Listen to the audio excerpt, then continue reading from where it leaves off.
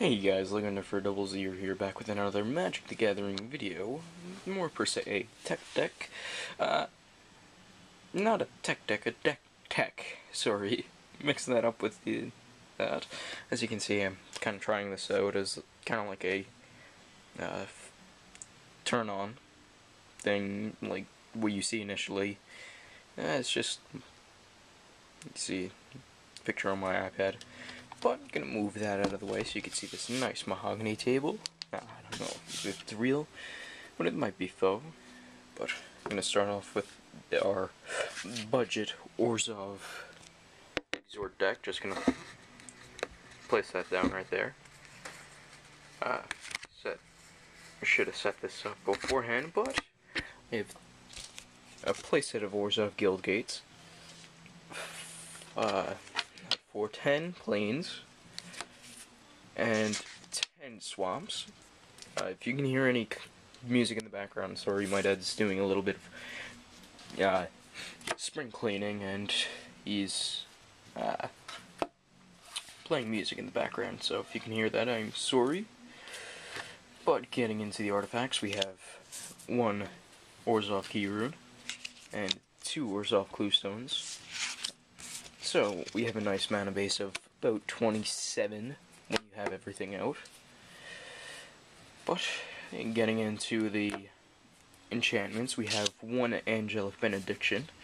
A nice way to beef up your creatures' loads, because it gives all your creatures exalted.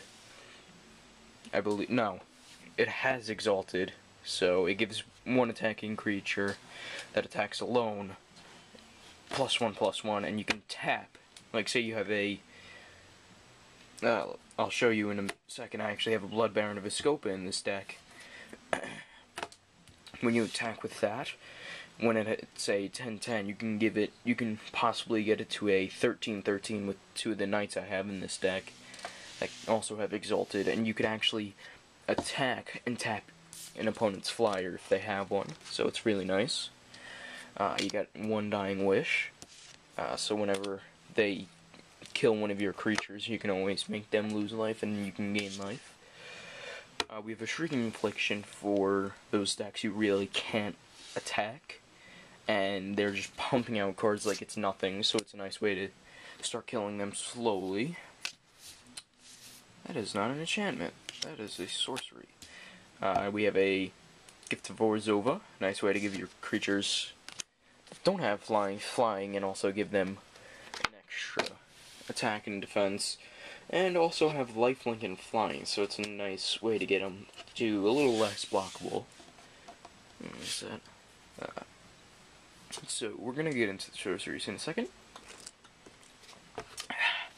Alright, so getting into the sorceries, we have a Night Terrors, nice way to get rid of, like, this next card, a Merciless Fiction, nice way to get rid of cards you don't really want anymore in your opponent's hands. But next we have a Merciless Fiction, nice way to get rid of creatures. Combo with another card in this deck, you can just pump out creatures right after using that.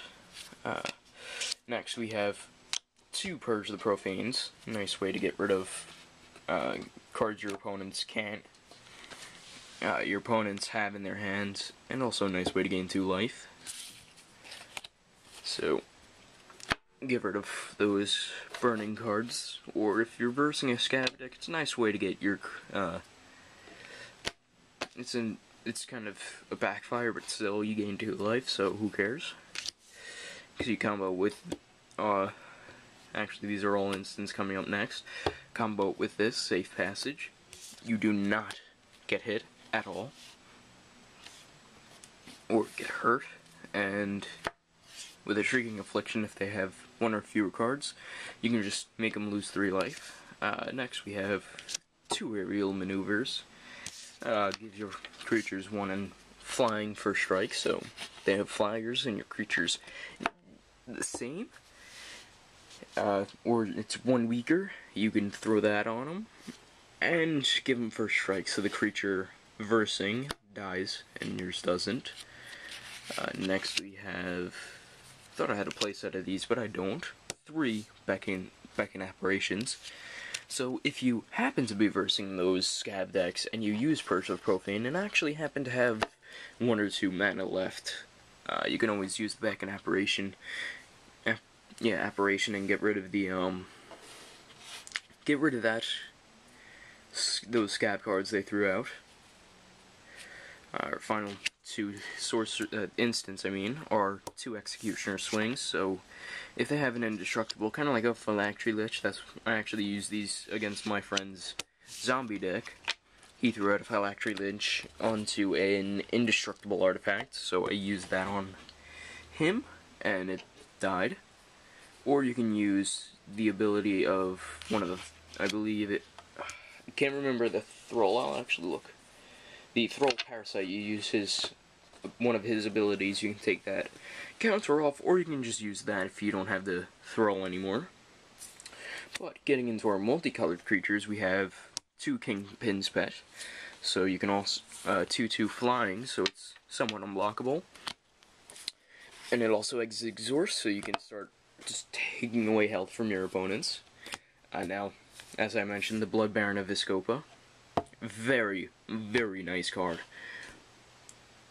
Now, as I mentioned before, it's a budget deck, but it's not a budget deck. So I want to clear that up. Some of these cards you can swap out, like the last 2 cards I'm going to show you in this are on the more expensive side, but I think the most expensive card is $10, $11, so it's not overly expensive, but don't quote me on that.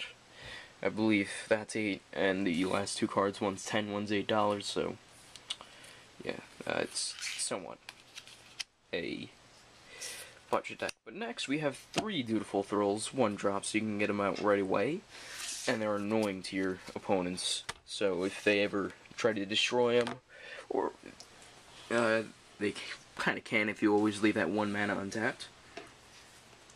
And our last white creature, we have a Knight of Glory. As I mentioned before, I also have the 1 Knight of I have a Knight of Infamy too, which I actually swapped out. I had 2 originally, swapped out one of them for this. So that one has Pro Black, so it's a nice way to prevent it from dying from black. Next we have a Syndicate Enforcer, a nice card. Has Exhaust, which is pretty much the base of this deck. Next we have the Knight of Infamy, as I stated. That one has Pro White. They both have Exalted, so, ow. I believe we have 3 Thrall Parasites. Nice 1-drops, and these are where you can get rid of those cards that, like the Phylactery Lich. And the last of the black creatures, we have 3 Basilicus creatures, 1/2 Flying Exhort, so you have a nice defense against flyings that you can drop out quick. And they also have Exhort. Alright, now this is where the deck might start to get somewhat expensive, but they make the deck really, really good deck, comboed with the Blood Baron.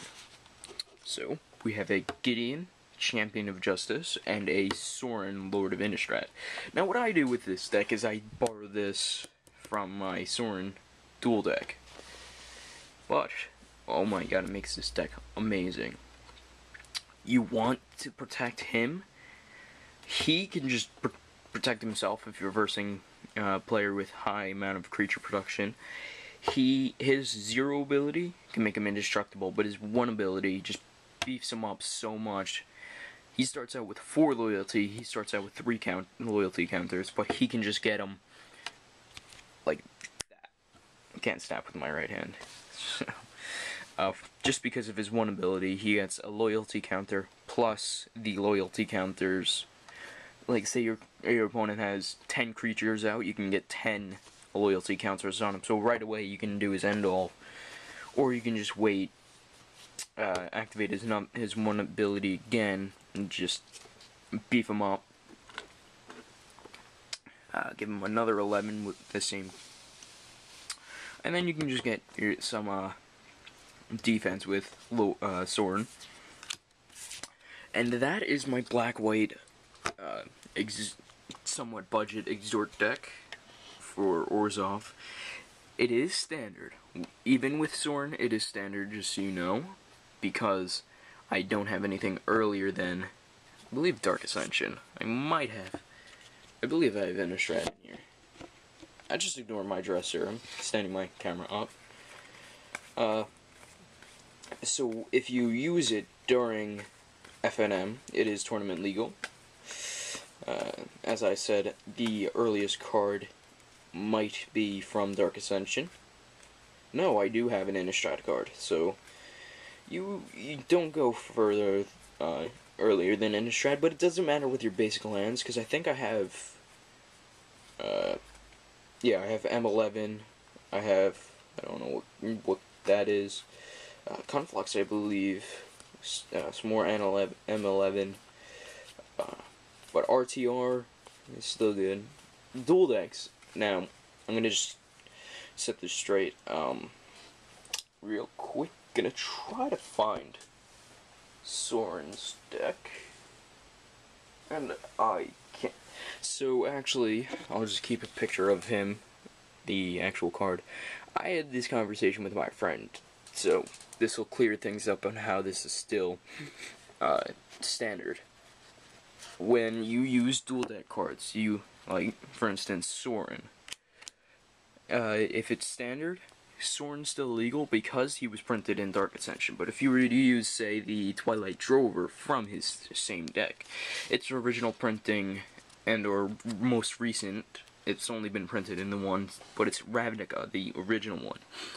Therefore, that card is not tournament legal. So, cards that were printed in blocks that still are standard legal are good, but if the dual deck, say, like the Soren Tybalt, that not every card in that deck is still tournament legal, not tournament, standard legal. So just to clear things up, that is how Soren is legal, and how this deck is still standard, not constructed. So, yeah, thank you for watching. If you would like to make this deck and you actually bring it to a tournament and do well, I would like to know how well you actually do. Just leave that in the comments section below, and I will see you guys in my next deck tech, which will most likely be the mill deck I will be using tonight, because tonight, as you can see, Friday, June 14th, that is tonight's FNM, so if it's standard, I'm going to be using that deck, so I'll show you that deck next. Thank you for watching, and stay tuned for that video.